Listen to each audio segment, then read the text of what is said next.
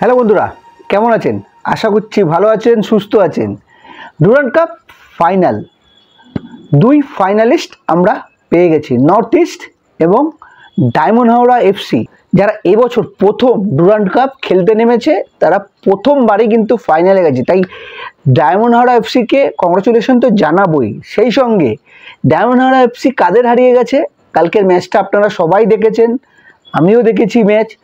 সেই ম্যাচ নিয়ে তো আলোচনা করব। তার আগে এই ইস্টবেঙ্গল টিমের কিছু প্লেয়ার, কোচ অস্কার বোজো আছে, আর কিছু কিছু প্লেয়ার যারা কালকের, অনেকে বলছেন ইস্টবেঙ্গল সমর্থকরা, আমিও ইস্টবেঙ্গল সমর্থক, অনেকে বলছেন যে গোলটা মানে সেকেন্ড গোলটা যেটা জবি জাস্টিন করেছে, এই জন্যই আমি বলেছিলাম ওই ভিডিওটা, আমার আগের ভিডিওটা আপনারা দেখবেন, পচা শামুকে না পা কাটে, জবি জাস্টিন না এই ম্যাচে গোল করে, আর গোল করেছে জবি জাস্টিন।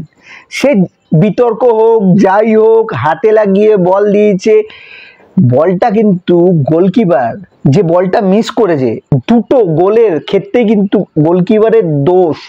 গোলকিপারকে কিন্তু দোষ না দিয়ে আপনি থাকতে পারবেন না, কারণ ফার্স্ট গোলটার ক্ষেত্রে গোলকিপার ফার্স্টবার ছেড়ে যাবে কেন? যেখানে ডিফেন্ডারটা ওখানে বল পেয়েছে, ওখান থেকে ব্যাক ভলি বা অন্য কোনো ছাড়া অপশান ছিল না গোল করার। এই যে গোলকিপারটাকে কোনো দিনই পছন্দ ছিল না আমার। আচ্ছা, দেবজিৎকে আমরা জানি, দেবজিৎ বহু যুদ্ধের নায়ক আছে, দেবজিৎ বড় বড় ক্লাব খেলেছে, সেই দেবজিৎকে বসিয়ে রেখেছে কি ঘাস কাটতে বসিয়ে রেখেছে নাকি? ও কি প্লেয়ার না নাকি? একই প্লেয়ারকে দিয়ে গোলকিপিং করিয়েছে, মিস্টেকের পর মিস্টেক। বহু ম্যাচ হারিয়েছে প্রপ শুভমান গিল, বহু ম্যাচ হারিয়েছে, যার জন্য ইস্টবেঙ্গলের আজকে এই সেমিফাইনাল হারতে হয়েছে। মেন কালপ্রিট আমি বলবো গোলকিপার। এই গোলকিপারকে লাথি মেরে আগে টিম থেকে বের করো। এখানেও কি লবি আছে? ইন্ডিয়ান টিমের লবি দেখছি গৌতম গম্ভীরের, আর এই ফুটবলেও কি অস্কার বোজোর লবি চলে এলো নাকি, যে আমাকে পপ শুভমানকেই খেলাতে হবে? দেবজিতের কি হাত নেই নাকি? লুলো আছে দেবজিৎ। বললাম তো, কোচের অনেক স্ট্র্যাটেজিতে ভুল আছে। সবার প্রথম বলি, দিওমান ট্যাকেস, ও কিন্তু আবার ফর্মে ফিরে এসছে, গোল মিসের, গোল করার ফর্মে না। ওই যে তুক্কা লেগে গেছে, তুক্কা মোহনবাগান খেলার দিনে ওটা তুক্কা লেগে গেছে, দুটো গোল করেছে, তার মধ্যে একটা পেনাল্টি। এই দিমিত্রি দিওমান্টাকুসকে পাড়ার খেলাতেও মনে হয়, আমাদের পাড়ার খেলাতে যেগুলো বড় বড় টুর্নামেন্ট হয় দেখেছেন তো, সেই টুর্নামেন্টেও চান্স দেবে না। এই গোল কানা, এটা গোল কানা। আপনার দিন কানা, রাত কানা শুনেছেন, অনেকে দেখবেন রাত কানা, চশমা ছাড়া দেখতে পায় না, এ পুরোটাই কানা। এ আপনি দিনের বেলা খেলালেও মিস করবে গোল, রাতে খেলালেও মিস করবে, যখন খেলাবেন তখনই মিস করবে। এর হচ্ছে মিসটা হচ্ছে চরিত্রে রক্তের মধ্যে রয়েছে। ওই একটা সিজন কেরালা ব্লাস্টার্সের হয়ে খুব ভালো খেলেছিল, তারপর ইস্টবেঙ্গল রিক্রুট করেছিল, ইস্টবেঙ্গলকে বলছে ঠিক আছে আমার সিজন চলে গেছে, এবার আমি যেরকম আমার ফর্ম সেরকম। যাই হোক, একে নিয়ে বলে লাভ নেই, এইসব প্লেয়ারকেই খেলাবে। পিবি বিষ্ণু, ডেভিড ও পিবি বিষ্ণু কখন নামছে টিমে দেখুন, একটা প্লেয়ারকে দিয়েই খেলিয়ে যাচ্ছে। পিবি বিষ্ণুর জায়গায় বাদিক দিয়ে খেলাচ্ছে, কোনো সময় ডান দিক দিয়ে খেলাচ্ছে, সে হচ্ছে বিপিন সিং, যে প্লেয়ারটাকে মুম্বাই সিটি রিলিজ করে দিয়েছে, কারণ বুড়ো হয়ে গেছে, দৌড়াতে পারছে, দেখেছেন বল পায়ে, দুটো প্লেয়ারকে ড্রিবলিং করার ক্ষমতা নেই। যেখানে পিবি বিষ্ণু যদি প্রথম থেকে, আমি যদি জেতার জন্য, আমি যদি গেমটা জিতবো, সেমিফাইনাল গেম আমি গোল করে জিতবো, তাহলে পিবি বিষ্ণু প্রথম থেকে খেলবে। দিওমান্টাকুস যখন ফার্স্ট হাফে এতগুলো গোল মিস করলো, তাকে তুলে নিয়ে ডেভিডকে খেলাক, ডেভিডকে খেলাচ্ছে লাস্টের দিকে, কফিনের শেষ ব্রেকটা গোজা হচ্ছে, ডায়মন্ড হাওড়া এফসি গুজছে, তখন নামিয়েছে পিবি বিষ্ণু আর ডেভিডকে। মোহাম্মদ রাকিব, প্রভাত লাকড়া, এই প্লেয়ারটাকে নামালো কি করতে, তুললো কি করতে প্রভাত লাকড়াকে? রাকিব কি খেলেছে কালকে, রাকিবের পারফরমেন্স কি আছে? আরও একটা প্লেয়ারের কথা বলি, রাকিব তো আছে, চুংলুঙ্গা। আননেসেসারি কার্ড দেখার জন্য কিন্তু চুংলুঙ্গা হচ্ছে সব থেকে বেস্ট। আপনি বলে দিন, কোনো ব্যাপার না, আপনার ভাইটাল ম্যাচ, চুংলুঙ্গাকে কিছু বলতে হবে না, ও কার্ড খেয়ে বেরিয়ে যাবে, সে ইয়েলো কার্ড হোক রেড কার্ড হোক, যদি একটা ইয়েলো থাকে পরের ইয়েলো খেলে নেক্সট ম্যাচ মানে পরের ম্যাচ খেলতে পারবেন, আপনারা জানেন, ও সেইটাই করবে চুংলুঙ্গা। আননেসেসারি একটা ফাউল করবে, যে ফাউলটা থেকে কার্ড আর্ন করতেই হবে, কার্ড দেবেই রেফারি, আর সেটাই করবে, দেখাবে খুব বড় ডিফেন্ডার, হেভি টাফ ডিফেন্ডার। অনেকে বলবেন হয়তো এই ভিডিওটা দেখাবে ইস্টবেঙ্গল জিতলে প্রশংসা করে, তা জেতার জন্যই তো ইস্টবেঙ্গল টিমটা করেছে। জেতার জন্যই তো ম্যানেজমেন্ট এত টাকা খরচা করে ওই প্লেয়ারগুলোকে রিক্রুট করেছে। আমাকে আপনাকে করেছে নাকি নাকি আমি আপনি মাঠে নামতে যাচ্ছি? দিমিত্রি দিয়ামন্টাকোসকে কত টাকায় রিক্রুট করেছে? সাউল ক্রেসপোকে মাঝ মাঠে বড় ম্যাচে যতটা দেখতে পেয়েছিলাম, কালকের ম্যাচে সাউল ক্রেসপোকে সেইভাবে পাত্তা দেয়নি। আপনার কাছে যখন রাশিদ চলে এসছে, রাশিদকে তাহলে আপনি ফার্স্ট হাফ খেলাননি ঠিক আছে, সেকেন্ড হাফে প্রথম থেকে কেন রাশিদ খেলবে না? ফার্স্ট হাফ থেকে কেন রাশিদ খেলবে না? আপনাকে তো জিততে হবে, বা ম্যাচটা তো জিততে হবে, সেমিফাইনাল গেম। নাকি তার আগে টেবিলে খেলা হয়ে গেছিল যে ম্যাচটা কিভাবে হারতে হবে? অস্কার বোজো অজুহাত দিচ্ছে রেফারির ডিসিশন নিয়ে। রেফারির ডিসিশন আগে প্লেয়াররা দেখুন। দিমিত্রি দিয়ামন্টাকোস এত গোল মিস করেছে যে 5-6 গোলের মালা পরিয়ে দেওয়া যেত ডায়মন্ড হাওড়াকে। আর গোলকিপার সবার আগে ওকে টিম থেকে তাড়ান, লাথি মেরে তাড়ান।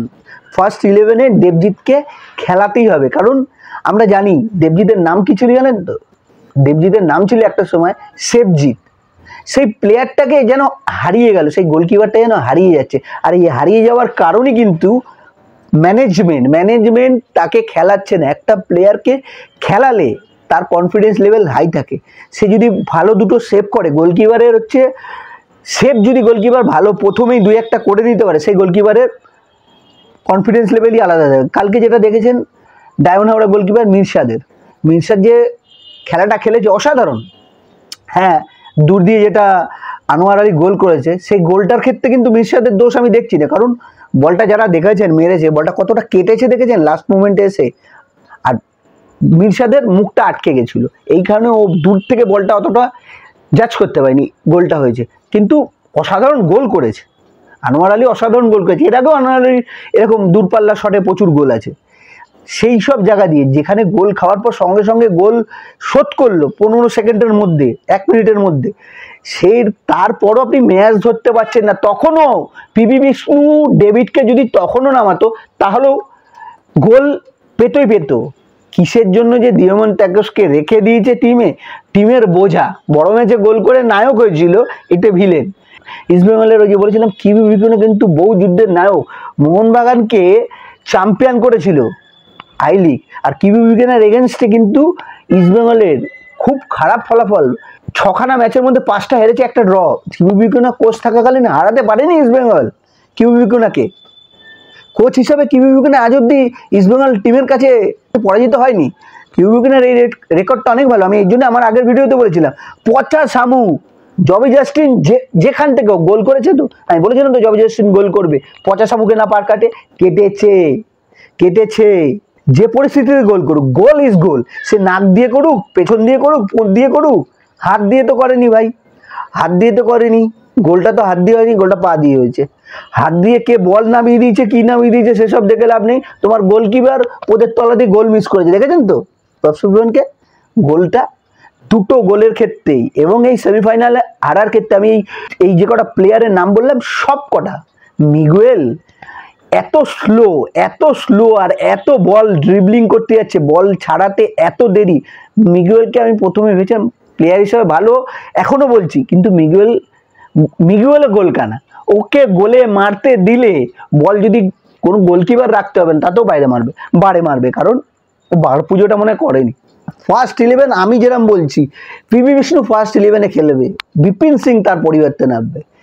পিবি বিষ্ণু, ডেভিড ফার্স্ট 11-এ খেলুক, স্ট্রাইকার হিসাবে ডেভিড খেলুক।